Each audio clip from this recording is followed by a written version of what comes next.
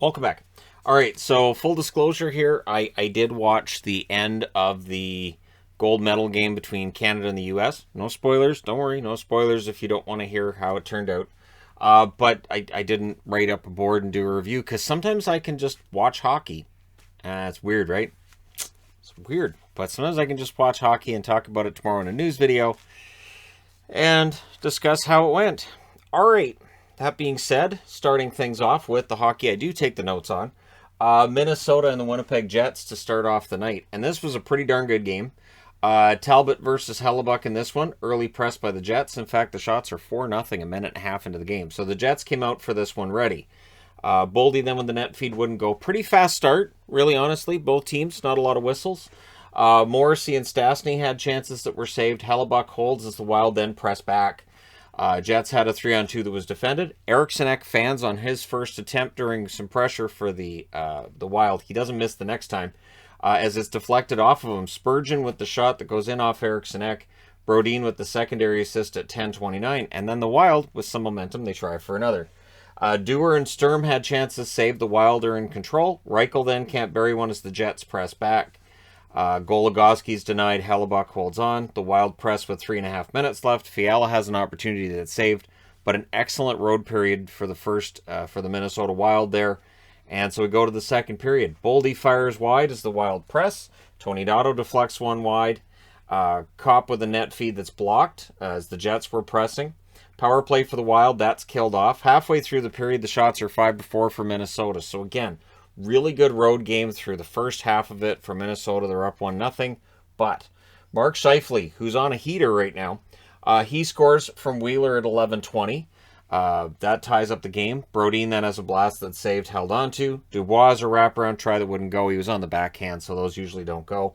Goudreau, fans on one in close. Stastny with the net feed, that's blocked on a rush. The Jets shot blocked when the Wild were pressing. 1:47 left, the Jets get a power play, and they score on it with 12 seconds left in the period. Scheifele on the power play from Morrissey and Wheeler. So Scheifele with the second goal of the game, and I think he's on a 5-game goal streak. So he's playing pretty well. And then in the third period, the Jets add to the lead. They go up 3-1 on another goal by Scheifele, so that's a natural hat trick, the fifth of his career, fifth hat trick, not his fifth natural hat trick. Natural hat trick meaning he got 3 goals in a row, and he tapped it into an open net at 107. So in a little less than a half a period of time, he gets 3 goals. Fiala was then denied on a turnover, but at 2:23, Perfetti adds to the lead, his second goal in his career from Schmidt and Stanley, and Perfetti, I think, is going to have a pretty good career. A lot of rookies in the league right now, and Perfetti's one of those ones who's sliding under the radar. He's really a pretty good one. So he tips that one in. The Wild did answer at Zuccarello from Kaprizov and Hartman at 4:20. So that makes it 4-2. Kaprizov then has a chance saved. There's a press by the Wild at 7.5 minutes. Foligno's denied. Connor was not. Really nice rush goal. Great pass by Perfetti. And at 10:02, the Jets go up 5-2. The Wild get a power play. That's killed off. The Jets get a power play. Pionk has a shot that's saved during that. It's killed off as well. They pull the goaltender with 3:25 left. The Wild are good at scoring with the goaltender pulled, and they do here. It's Kulikov from Kaprizov and Zuccarello at 16:46. So you pull the goalie again. The Jets are good at getting empty net goals, and they do. It's Stastny from Wheeler and Scheifele at 17:50. So Wheeler with a whole bunch of assists, 4 of them tonight. Scheifele with 3 goals and an assist. Really, since Wheeler came back, it's really helped Scheifele's game. The Jets win this one 6-3. They desperately needed this. They're 21-18-8 with the loss. Minnesota 30-12-3. So the shots in this one, 15-10 Minnesota in the first, 13-8 Winnipeg in the second, 13-8 Minnesota in the third. Final shots 36-31 for the Wild. Power plays Minnesota 0-2, Winnipeg 1-2. Hits 28-19 for Winnipeg. Talbot saves 25 out of 30. Hellebuck saves 33 out of 36. And again, for the Jets, this was a must-win. We're already in that territory because they committed tonight 7 points out of the playoffs. So they're at that stage where they really need to get things going, or else Cheveldayoff might have to make some moves and look at the idea of maybe selling off some assets at the deadline. All right, moving along. Florida. So the Florida Panthers, and again, it's one of those things where eventually you feel like this isn't going to work, but it works again. So it's Bobrovsky versus Anderson, or early chance for the Panthers. These teams don't like each other. Verhaeghe misses high. The Canes rush. Transition plays by both teams early on. There's a power play then for the Panthers.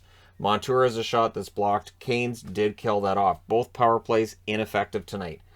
Canes press after it ends. Luostarinen, he hits a post. Lawrence exits after a shot block. Looked like it hit him in the foot, ankle. So yeah, there's a lot of shot blocking going on out there, and it can injure a guy. Things get scrappy at 8 minutes. At the benches, we get some 4-on-4 action. Svechnikov and Hornqvist don't like each other, and the history of this goes back to last season. I think it's last season. It may go back further, but the highlights they showed were from last year.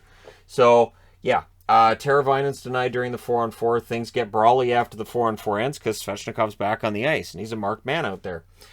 Canes come out of that with a 5-on-3.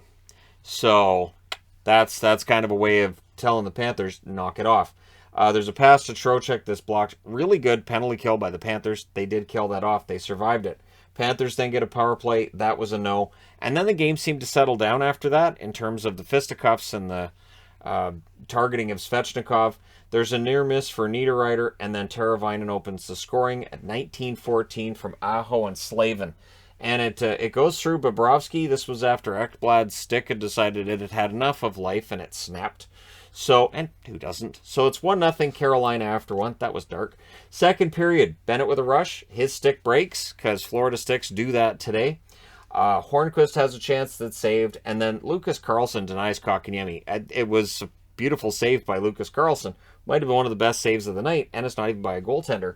Panthers then, with a power play, it lasts 8 seconds and becomes a 4-on-4. They didn't like that very much either. We get back to 5-on-5, and they showed and talked about D'Angelo and Gudas chirping each other. And the image of these guys going back and forth, and I can imagine the conversation was great. Jennifer Botterill is in between the benches. She was back as far as possible with her arms crossed and kind of just looking like, I don't know, it felt to me like a teacher watching two kids just arguing with each other and just waiting for a chance to get control of the class again. It was great. And I was like, that pose is a meme, her being in between. And just, and they asked her what they were talking about, and she's like, yeah, she basically said D'Angelo doesn't stop. That the chatter does not stop. And the benches were going back and forth. In fact, the Panthers told the Canes, you guys started this. So, yeah, it was ugly. But oddly enough, things really settled down. And I think it's because this game was really important. So the teams ended up putting all of that aside, and they got down to business. But the chirping was funny. Panthers then get a power play. As they're setting up the power play and they're coming back from a break, Don Waddell comes in with Justin Williams as well as with Stormy, the mascot for the Canes, and they presented Darren Panger with a birthday cake, which blew him away. He had no idea that was coming. I thought it was great. Panger's one of the nicest guys in the industry, and so I thought that was fantastic. It was a nice touch. So yeah, and then we get an excellent kill from the Canes. So all around, pretty solid. And then Barkov, beast mode goal. Barkov, I haven't seen him go beast mode a lot this year. This was a Barkov beast mode goal where he just decides, yeah, that puck's going in the net, and you're not going to stop him. So he gets the goal from Huberdeau and Ekblad at 13:09, which makes up for Ekblad's stick, deciding it had enough of life in the first period. Panthers then get a power play. That's killed off. The Canes get a power play. That led to a shorthanded chance for Barkov, who wanted another goal. But that's saved, and the power play is killed off. So we go to the third period tied at 1. Tippett with a rush chance that was saved, but then D'Angelo puts the Canes in front. He scores from Stahl and Niederreiter at 3:13.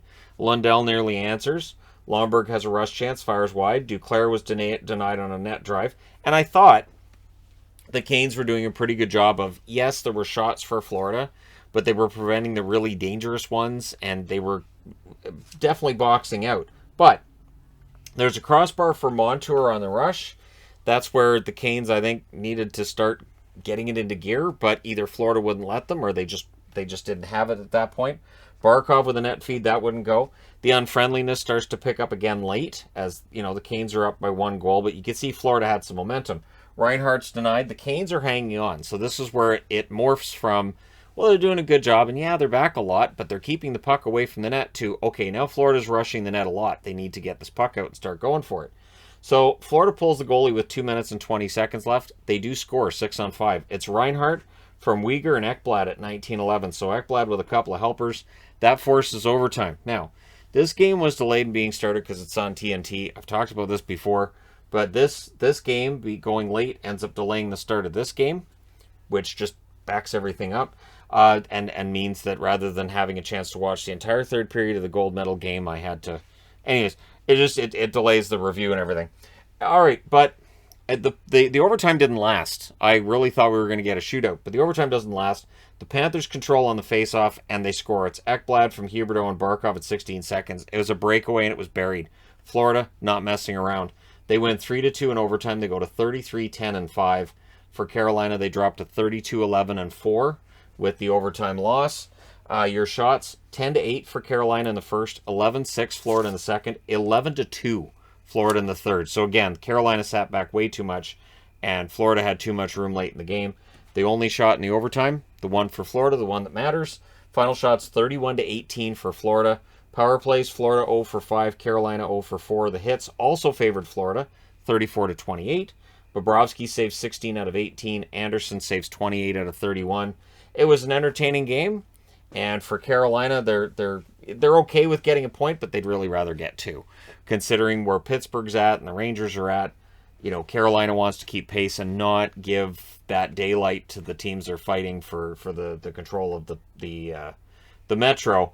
And if these teams meet in the playoffs, we're going to be very, very grateful, because these teams are very evenly matched and they hate each other. They just hate each other. And that always makes for entertaining hockey. All right, moving along. Calgary. So I'm wearing Calgary again. We're up to 8 for Anaheim. They're below the playoff line. Calgary did a favor today for the Dallas Stars, so Dallas fans should be thanking Calgary, as weird as that is. But it was Gibson versus Markstrom in this one. 34 seconds in, the Ducks get a 4-minute power play. 4 minutes. And Mangiapane gets a shorthanded chance. That's defended. Mangiapane had a good game, but it's killed off. Not only is it killed off, Anaheim doesn't manage a shot. And then Dubé scores at 5:34 from Anderson and Monahan.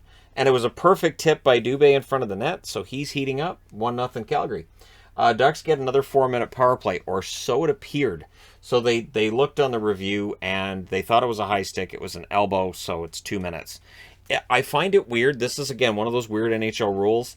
If you make a guy bleed with your stick, it's 4 minutes. If you make a guy bleed with your elbow, it's 2. National Hockey League logic. All right, so it's just one of those weird things. And I've said this before, you can get badly hurt and not bleed a drop. So that review drops to 2 minutes. The Ducks press after. Markstrom holds on to it. Fowler with a rush chance, that's saved. The Flames press, they draw a power play, and they score on it. It's Lindholm from Tkachuk and Anderson at 12:55. I think that's a 6-game goal-scoring streak for Lindholm. One of my favorite Flames. He's doing very well. Henrique nearly answers, and then we get a fight between Delorier and Lucic. Two guys who know how to go. It was a pretty good fight. So we go to the second period with Calgary up 2-0. Not for long. At 1:35, it's Milano from Lundestrom and Fowler that makes it 2-1. The Ducks get a power play. We end up with 1 minute and 31 seconds of 4-on-4. Gaudreau nearly scores. Nearly isn't a goal, though. But Calgary would score at 3:43. It's Lindholm again from Anderson and Gaudreau. So Anderson with a couple of assists already. And then on a power play, it is the Calgary Flames scoring from Gaudreau and Lewis at 4:24. This is on a turnover, and Gibson would be out. Stolars would come in. It is 4-1 in favor of Calgary. Pretty happy crowd, pretty happy fans, I would think, pretty happy Flames. And at that point, I already had 8 in a row on the board. So the Flames press it, or the Ducks get their 5th power play at 5:58. That would be their final power play, but that's 5 power plays in 25 minutes of game time, almost 26 minutes of game time. Daryl Sutter not happy with that. So it's unsuccessful. The Flames then press at the half. Lucic with a forecheck draws a power play for Calgary. Really strong forecheck by Lucic, who continues to have a very good season. Lindholm was denied on a hat trick attempt. The Ducks kill it off. The Flames end up with 2 shots. Gaudreau with a net feed, that wouldn't go. The Ducks unable to set anything up late in the period. You could see there was some momentum for Anaheim, but the Flames are doing their best to break that up. So we go to the third period, and the Flames pick up where they left off. There's a power play for the Flames, but this is where you could feel that momentum really shift. At 4:26, Lundestrom gets a turnover and puts it in the net. So that's, I think, his second shorthanded goal of the season, and that makes it 4-2. The Ducks kill off the rest. The Flames go back to the power play with 13:13 left. There's a shorthanded chance for Delorier that was saved, and again, it's a neutral zone turnover, and they kill that off.